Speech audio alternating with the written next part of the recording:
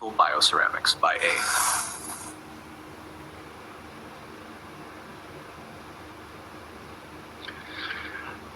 Welcome to this lecture on Atomistic to Continuum, a simulation perspective on dental bioceramics.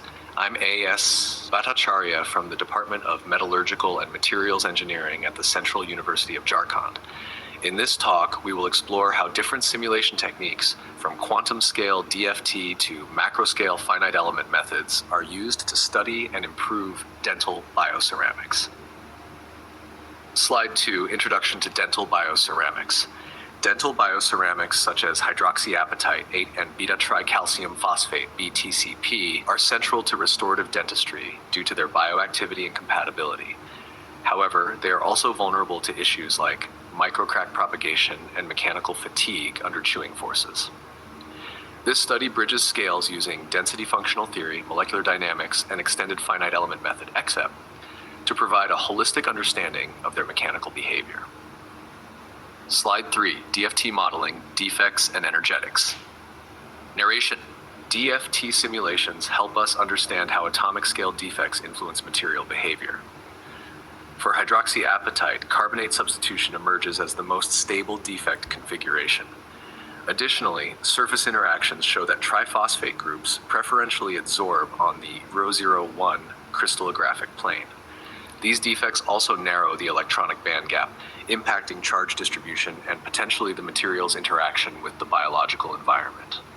Slide 4, Molecular Dynamics Mechanical Response. Moving to the molecular scale, classical MD simulations employing shell models reveal the mechanical impact of defects.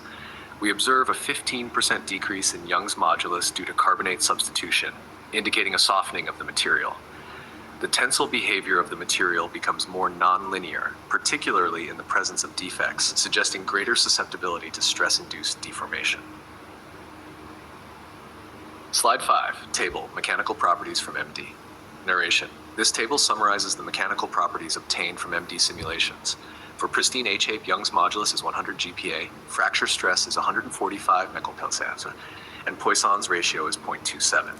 With carbonate defects, these values drop noticeably. Modulus decreases to 85 GPa, fracture stress to 120 MPa, and Poisson's ratio to 0.25.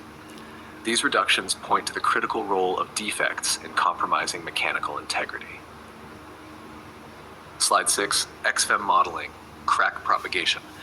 At the continuum level, XFEM is employed to simulate crack propagation in a dental bridge under realistic occlusal loads. Cracks are found to initiate near the pontic ends, exactly where clinical fractures are often reported. The model successfully replicates the direction and nature of lateral crack growth, validating the predictive power of multi-scale simulation. Experimental validation. Experimental validation reinforces our simulations. Nanoindentation tests show clear changes in load displacement curves due to defects, aligning with MD predictions. Additionally, MECT imaging of patient-derived teeth allows us to generate anatomically accurate FEM meshes, bridging the gap between simulation and clinical application. Slide 8, Discussion and Conclusion. To conclude, multi-scale simulations from DFT to XFEM unveil how nanoscale defects dictate the overall fracture behavior of dental bioceramics. These insights not only improve our understanding of material failure, but also help design stronger, defect-tolerant dental restorations. Incorporating atomistic knowledge into clinical scale models paves the way for next-generation dental biomaterials. Slide 9, Reference. This slide lists the key reference materials and sources used throughout this study. For further reading or replication of